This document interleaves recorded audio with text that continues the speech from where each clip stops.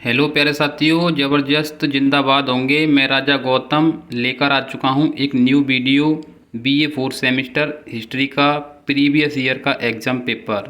तो आओ साथियों, देखते हैं इतिहास में कैसे प्रश्न बनते हैं। थोड़ा फास्ट चलेंगे क्योंकि एग्ज़ाम में ज़्यादा समय नहीं है। तो शुरू करते हैं यह वीडियो। तो फ्रेंड्स, पहला प्रश्न है हमारा संयुक्त राष्ट्र संघ के प्रथम महासचिव कौन थे। तो प्यारे साथियों, पहला प्रश्न पूछ रहा है संयुक्त राष्ट्र के प्रथम महासचिव कौन थे। तो मेरे दोस्त, संयुक्त राष्ट्र के प्रथम महासचिव थे त्रिगवेली। त्रिगवेली संयुक्त राष्ट्र के प्रथम महासचिव थे। प्रश्न नंबर 2, हिरोशिमा पर परमाणु बम कब गिराया गया। तो मेरे दोस्त, हिरोशिमा पर परमाणु बम कब गिराया गया था। तो हिरोशिमा पर परमाणु बम 6 अगस्त 1945 ईस्वी को गिराया गया था। 6 अगस्त 1945। प्रश्न नंबर 3, पर्ल हार्बर पर किस देश ने आक्रमण किया। तो मेरे दोस्त, प्रश्न पूछ रहा है पर्ल हार्बर पर किस देश ने आक्रमण किया। तो मेरे दोस्त, इसका राइट आंसर हो जाएगा जापान। जापान ने पर्ल हार्बर पर आक्रमण किया था। मेरे दोस्त, प्रश्न नंबर 3। प्रश्न नंबर 4, द्वितीय विश्व युद्ध शुरू हुआ वर्ष में। तो मेरे दोस्त, ये द्वितीय विश्व युद्ध पूछ रहा है। तो आप सभी को पता होगा द्वितीय विश्व युद्ध 1939 से लेकर 1945 तक चला था। इसका राइट आंसर हो जाएगा बी, 1939। प्यारे साथियों, प्रश्न नंबर 5, द्वितीय विश्व युद्ध में धुरी शक्तियाँ कौन थीं। तो द्वितीय विश्व युद्ध जब शुरू हो रहा था तो धुरी शक्तियाँ थीं जर्मनी, इटली और जापान। जर्मनी, इटली और जापान। तो प्यारे साथियों, इसका राइट आंसर हो जाएगा बी। प्रश्न नंबर चलते हैं आगे 6। प्रश्न नंबर 6 पूछ रहा है नाजीवादी नेता था। तो मेरे दोस्त, नाजीवादी नेता था मेरे दोस्त हिटलर। हिटलर एक नाजीवादी नेता था। प्रश्न नंबर 6। प्रश्न नंबर 7, इटली का फांसीवादी नेता था। तो मेरे दोस्त, ये पूछ रहा है प्रश्न इटली का फांसीवादी तानाशाह था। तो मेरे दोस्त, इटली का फांसीवादी तानाशाह था वो था मुसोलिनी। मुसोलिनी एक इटली का फांसीवादी तानाशाह था। प्रश्न नंबर 8, भारत संयुक्त राष्ट्र संघ में कब शामिल हुआ। तो प्यारे साथियों, प्रश्न पूछ रहा है भारत संयुक्त राष्ट्र संघ में कब शामिल हुआ। तो इसका राइट आंसर हो जाएगा 30 अक्टूबर 1945। तो प्यारे साथियों, इसका राइट आंसर हो जाएगा 30 अक्टूबर 1945 को भारत संयुक्त राष्ट्र संघ में शामिल हुआ था। प्रश्न नंबर 8। प्रश्न नंबर 9, संयुक्त राष्ट्र संघ में हिंदी में भाषण देने वाले प्रथम भारतीय कौन थे। तो प्यारे साथियों, प्रश्न पूछ रहा है संयुक्त राष्ट्र संघ में हिंदी में भाषण देने वाले प्रथम भारतीय व्यक्ति कौन थे।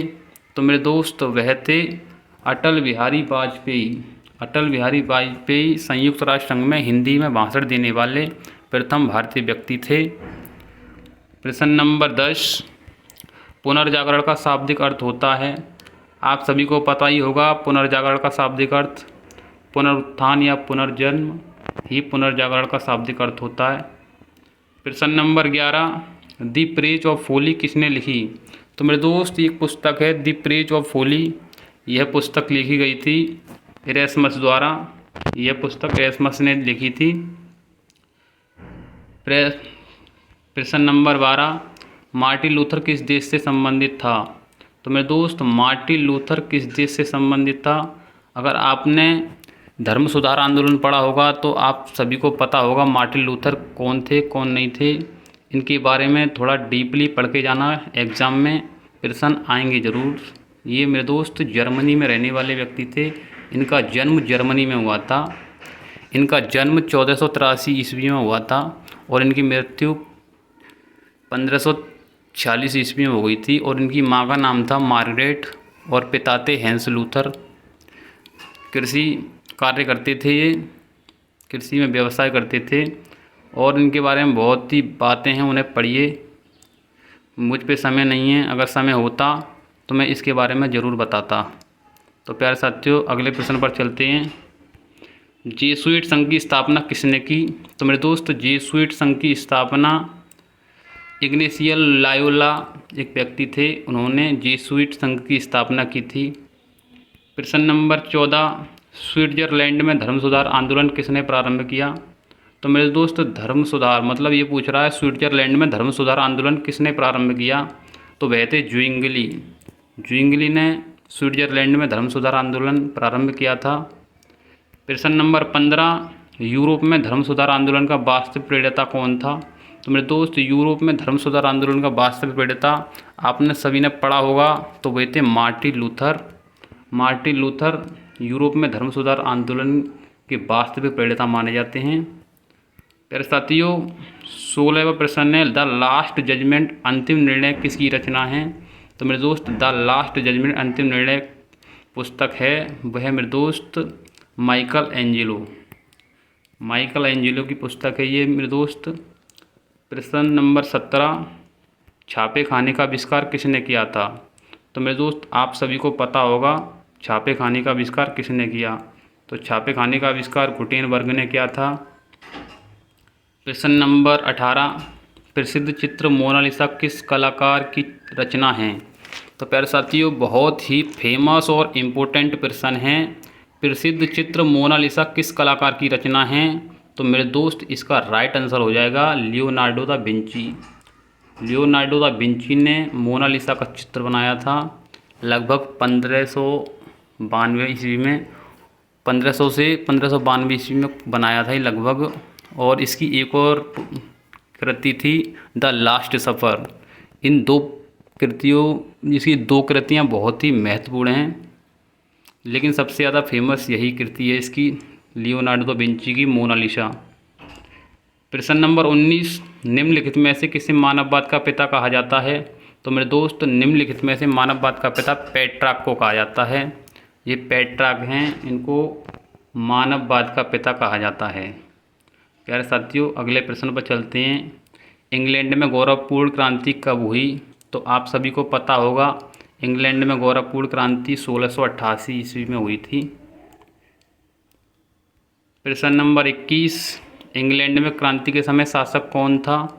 तो मेरे दोस्त आपको सभी में को पता होगा इंग्लैंड में क्रांति के समय शासक कौन था। जब 1603 ईस्वी में महारानी एलिजाबेथ की मृत्यु हो जाती है तो इंग्लैंड की राजगद्दी पर जेम्स 6 की जगह जेम्स प्रथम आसीन हो जाते हैं।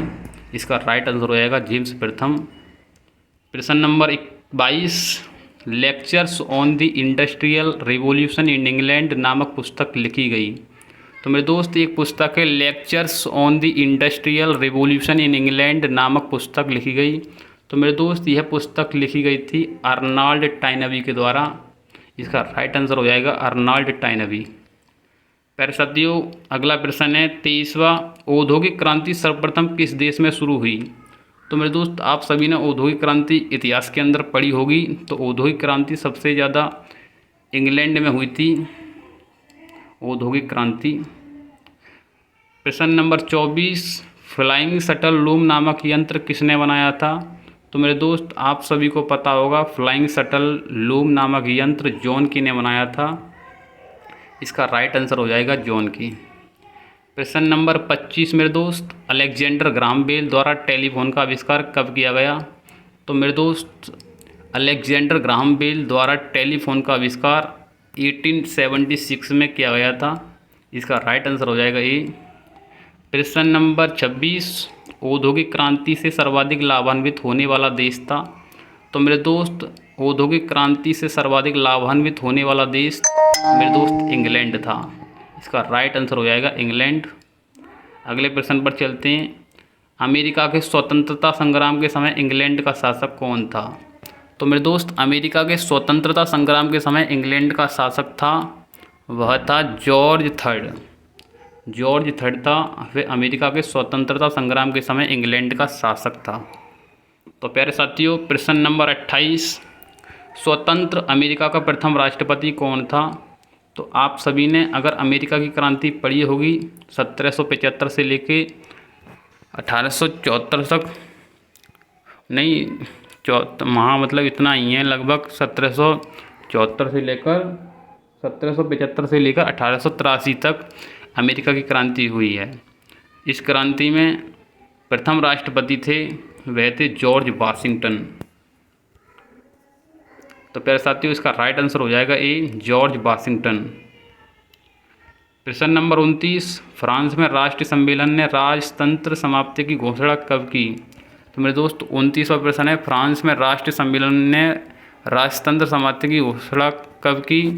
तो मेरे दोस्त इसका राइट आंसर हो जाएगा 14 जुलाई 1789 ईस्वी को फ्रांस में राष्ट्रीय सम्मेलन ने राजतंत्र समाप्ति की घोषणा की थी। और इसी दिन फ्रांस में 14 जुलाई 1789 ईस्वी को बास्तील का पतन भी हुआ था। तो प्यारे साथियों अगले प्रश्न पर चलते हैं। प्रश्न नंबर 30, सोशल कॉन्ट्रैक्ट सामाजिक समझौता नामक पुस्तक किसने लिखी? तो मेरे दोस्त आप सभी को पता होगा सोशल कॉन्ट्रैक्ट सामाजिक समझौता नामक पुस्तक रूसो ने लिखी है मेरे दोस्त, रूसो इसका राइट आंसर हो जाएगा। प्यारे साथियों 31वां प्रश्न, मैं ही राज्य हूँ यह कथन किसका है? तो प्यारे साथियों प्रश्न पूछ रहा है कि मैं ही राज्य हूँ यह कथन किसका है? तो प्यारे साथियों इसका राइट आंसर हो जाएगा लुई 14वां। लुई 14वां इसका राइट आंसर है। प्यारे साथियों 32वां प्रश्न, फ्रांस का राष्ट्रीय दिवस कब मनाया जाता है? तो मेरे दोस्त फ्रांस का राष्ट्रीय दिवस मनाया जाता है 14 जुलाई 1789 ईस्वी को। तो मेरे दोस्त इसका राइट आंसर हो जाएगा सी। प्रश्न नंबर 33, स्वतंत्रता समानता और बंधुत्व जुड़ा हुआ है। तो मेरे दोस्त स्वतंत्रता समानता और बंधुत्व का नारा यह एक फ्रांसीसी क्रांति के साथ जुड़ा हुआ है। तो इसका राइट आंसर हो जाएगा फ्रांसीसी क्रांति। मेरे साथियों प्रश्न नंबर 34, अमेरिका की खोज 1492 ईस्वी में किसके द्वारा की गई? तो मेरे दोस्त आप सभी को पता होगा अमेरिका की खोज 1492 ईस्वी में किसके द्वारा की गई? तो क्रिस्टोफर कोलंबस ने 1492 ईस्वी में अमेरिका की खोज की गई। तो प्यारे साथियों प्रश्न नंबर 35, उत्तरी अमेरिका में इंग्लैंड का पहला उपनिवेश किसके शासनकाल में स्थापित हुआ? तो प्यारे साथियों आप सभी को पता होगा कि उत्तरी अमेरिका में इंग्लैंड का पहला उपनिवेश किसके शासनकाल में स्थापित हुआ? तो इसका राइट आंसर हो जाएगा जेम्स प्रथम। प्रश्न नंबर 34, 36, बोस्टन टी पार्टी की घटना घटित हुई थी। तो प्यारे साथियों बताएं सभी बोस्टन टी पार्टी की घटना कब हुई थी? तो इसका राइट आंसर हो जाएगा 16 दिसंबर 1773 ईस्वी को बोस्टन टी पार्टी की घटना घटित हुई थी। प्रश्न नंबर 37, जून 1815 ईस्वी के किस युद्ध में नेपोलियन की हार हुई थी? तो मेरे दोस्त सभी बताएं जून 1815 ईस्वी के किस युद्ध में नेपोलियन की हार हुई थी? तो मेरे दोस्त वाटरलू का युद्ध था वह, वाटरलू के युद्ध में नेपोलियन की हार हो गई थी। प्रश्न नंबर 38, फ्रांस में सिविल कोड कब लागू हुआ? तो प्यारे साथियों बताएं फ्रांस में सिविल कोड कब लागू किया गया था? तो मेरे दोस्त इसका राइट आंसर हो जाएगा 1804 ईस्वी में फ्रांस में सिविल कोड लागू किया गया था। मेरे दोस्त प्रश्न नंबर 39, नेपोलियन ने महाद्वीपीय व्यवस्था किसके विरुद्ध लागू की? तो मेरे दोस्त नेपोलियन ने महाद्वीपीय व्यवस्था इंग्लैंड के विरुद्ध लागू की गई थी। इसका राइट आंसर हो जाएगा 1 ए, इंग्लैंड। मेरे दोस्त प्रश्न नंबर 40, क्रांतिपुत्र किसे कहा गया है? तो मेरे दोस्त क्रांतिपुत्र कौन हो सकता है? नेपोलियन बोनापार्टी हो सकता है क्योंकि ये बहुत ही साहसी व्यक्ति था और इसने फ्रांस में रहकर बहुत ही अच्छे काम किए थे। इसका राइट आंसर हो जाएगा मेरे दोस्त ए। प्रश्न नंबर 41, मेरे दोस्त बताएं जोसेफाइन कौन थी? तो मेरे दोस्त जोसेफाइन ये नेपोलियन की पत्नी थी, एक विधवा व्यक्ति थी। ये विधवा होने के बाद इन्होंने शादी की थी नेपोलियन से। तो मेरे दोस्त जोसेफाइन कौन थी? नेपोलियन की पत्नी थी। इसका राइट आंसर हो जाएगा डी। प्यारे साथियों 42वां प्रश्न देखते हैं, नेपोलियन का जन्म कहाँ हुआ था? तो मेरे दोस्त नेपोलियन का जन्म इटली के कोर्सिका द्वीप पर हुआ था। इसका राइट आंसर हो जाएगा कोर्सिका। तो प्यारे साथियों चलते हैं 43वें प्रश्न पर, अल्सेक लारेन क्षेत्र में किसकी खानें थीं? तो मेरे दोस्त अल्सेक लारेन क्षेत्र में किसकी खानें थीं, बताएं सभी। तो प्यारे साथियों इसका राइट आंसर हो जाएगा लोहे की खानें थीं वहाँ पर अल्सेक लारेन क्षेत्र में। तो प्यारे साथियों प्रश्न नंबर 44, किस देश ने श्रृंगार नीति को अपनाया। प्यारे साथियों मैंने इसके बारे में पढ़ा लेकिन मुझे कहीं यह नहीं मिला कि श्रृंगार नीति किस देश ने अपनाई। मैंने कहीं सर्च भी मारा लेकिन मिला नहीं इसके बारे में, श्रृंगार नीति अपनाई तो अपनाई कहाँ गई। मुझे लगता है अगर थोड़ा बहुत भी अगर मुझे ध्यान आ रहा है तो इसका राइट आंसर हो सकता है इटली, लेकिन मुझे पूरा कंफर्म नहीं है। आप ढूंढ लीजिएगा अगर आपको मिल जाए तो। अगले प्रश्न पर चलते हैं। फ्रैंकफर्ट की संधि कब हुई थी। तो मेरे दोस्त फ्रैंकफर्ट की संधि 10 मई 1871 ईस्वी को हुई थी।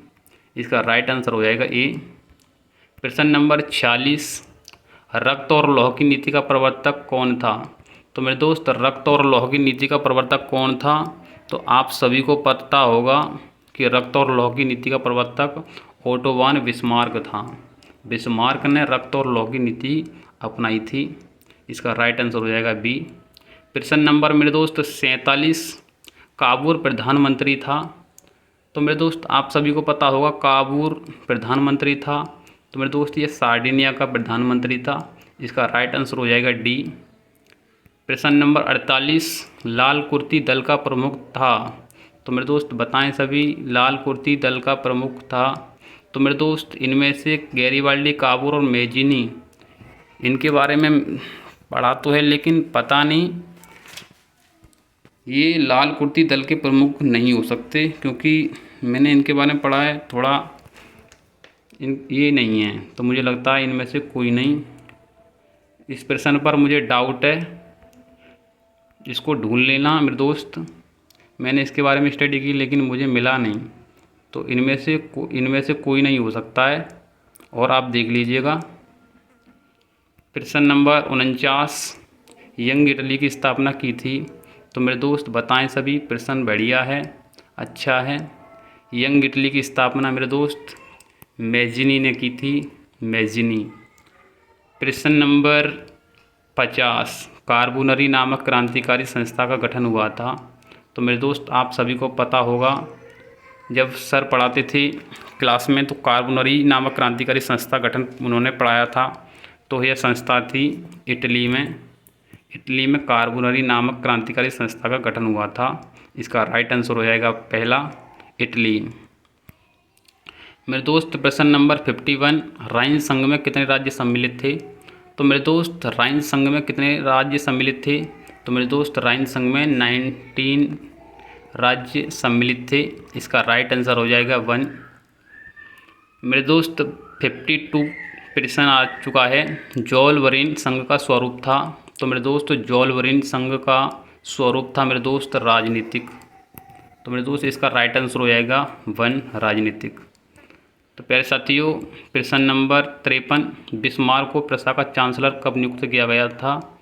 तो मेरे दोस्त बिस्मार्क को प्रशा का चांसलर कब नियुक्त किया गया था।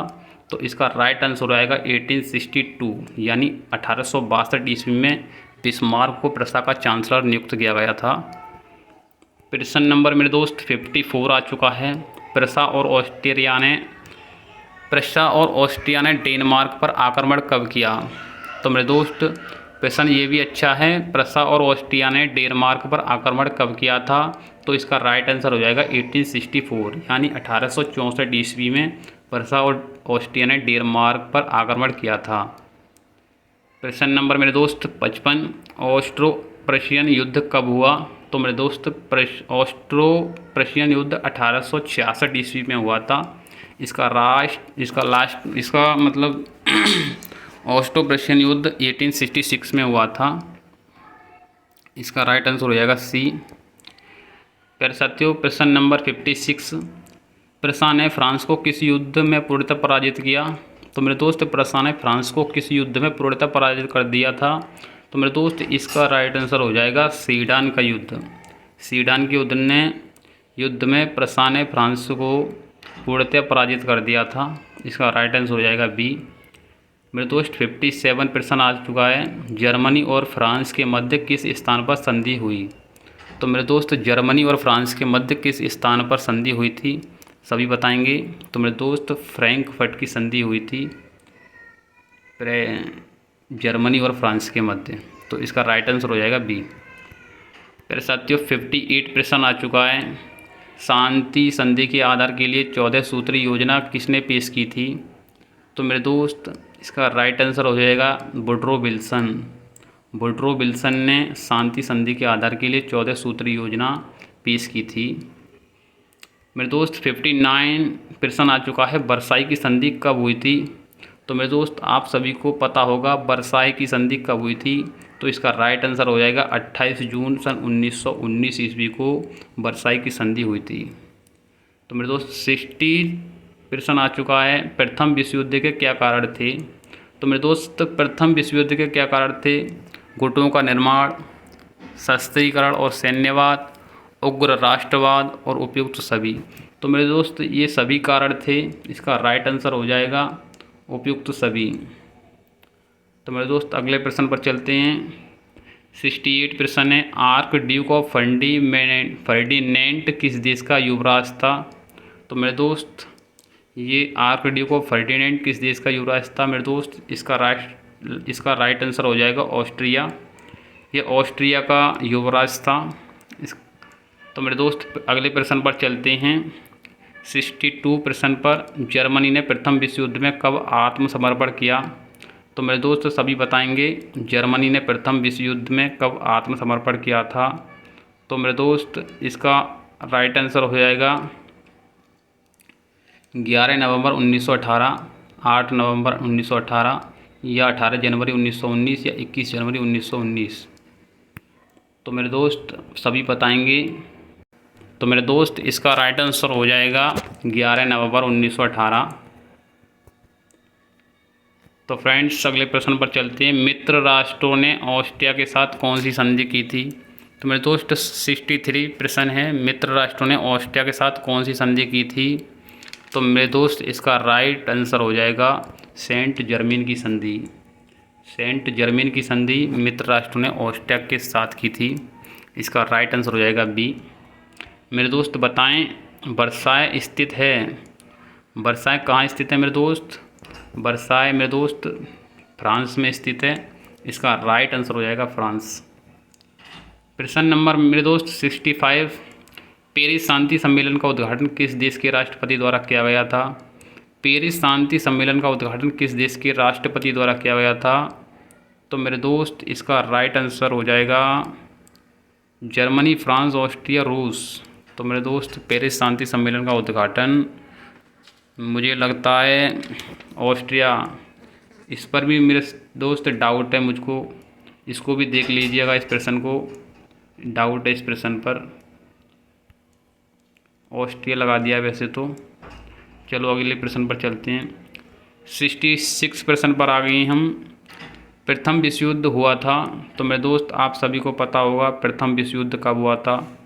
1914 से 1918 प्रथम विश्व युद्ध हुआ था। प्रश्न नंबर 67। 1917 ईस्वी की रूसी क्रांति के समय रूस का शासक कौन था। तो प्यारे साथियों सभी बताएं 1917 ईस्वी की रूसी क्रांति के समय रूस का शासक कौन था। तो मेरे दोस्त इसका राइट आंसर हो जाएगा जार निकोलस द्वितीय। ये 1917 ईस्वी की रूसी क्रांति के समय रूस का शासक था। इसका राइट आंसर हो जाएगा बी। मेरे दोस्त प्रश्न नंबर 68। रूस की क्रांति के समय रूस में किस वंश का शासक था। तो मेरे दोस्त इस प्रश्न को समझे ढंग से। रूस की क्रांति के समय रूस में किस वंश का शासक था। रूस की क्रांति के समय रूस में किस वंश का शासन था। तो मेरे दोस्त इसका राइट आंसर हो जाएगा रोमोनोव। रोमोनोव वंश का शासन था मेरे दोस्त। इसका राइट आंसर हो जाएगा बी। तो मेरे दोस्त प्रश्न नंबर 69। यूनेस्को का मुख्यालय कहाँ स्थित है। मेरे दोस्त ये तो आप सभी को पता ही होगा यूनेस्को का मुख्यालय कहाँ स्थित है। इसका राइट आंसर हो जाएगा पेरिस। पेरिस में यूनेस्को का मुख्यालय स्थित है। प्यारे साथियों प्रश्न नंबर 70। अटलांटिक चार्टर की घोषणा कब की गई थी। तो मेरे दोस्त अटलांटिक चार्टर की स्थापना बताएं सभी लोग। अटलांटिक चार्टर की तो सभी बताएं प्यारे साथियों, अटलांटिक चार्टर की घोषणा कब की गई थी? तो इसका राइट आंसर हो जाएगा मेरे दोस्त 14 अगस्त 1941। 14 अगस्त 1941 को अटलांटिक चार्टर की घोषणा की गई थी। तो प्यारे साथियों अगले प्रश्न पर चलते हैं। वीटो शक्ति का वर्णन किस अनुच्छेद में किया गया है? तो मेरे दोस्त इस प्रश्न पर भी डाउट है। ये प्रश्न मुझको कहीं नहीं मिला, पढ़ना मैंने लेकिन नहीं मिला, क्योंकि मैंने पढ़ा वीटो शक्ति का वर्णन किस अनुच्छेद में किया गया है। तो मेरे दोस्त वीटो शक्ति का वर्णन वो दिखा रहा है अनुच्छेद 100। वीटो शक्ति मतलब इसका वर्णन दिखा रहा है 111वां अनुच्छेद में, लेकिन इसमें 111वां अनुच्छेद है ही नहीं है। तो इस पर भी डाउट में रख के चलते हैं, देख लीजिएगा। प्रश्न नंबर 72, श्रम संगठन पुस्तक का लेखक कौन है? तो मेरे दोस्त इस प्रश्न को देख लीजिएगा। श्रम संगठन पुस्तक का लेखक कौन है? वोल्टेयर, रूसो, दिदरो या लुई ब्लांक? तो मेरे दोस्त इसका राइट आंसर हो सकता है दिदरो। ये भी कंफर्म नहीं है, इसको भी देख लीजिएगा। श्रम संगठन पुस्तक का लेखक कौन है? दिदरो। प्रश्न नंबर मेरे दोस्त 73, मानव अधिकारों की सार्वभौम घोषणा को संयुक्त राष्ट्र संघ ने किस तिथि को ग्रहण किया था? तो मेरे दोस्त बताएं सभी, तो बताएं सभी साथी। इसका राइट आंसर हो जाएगा मेरे दोस्त 10 दिसंबर 1948।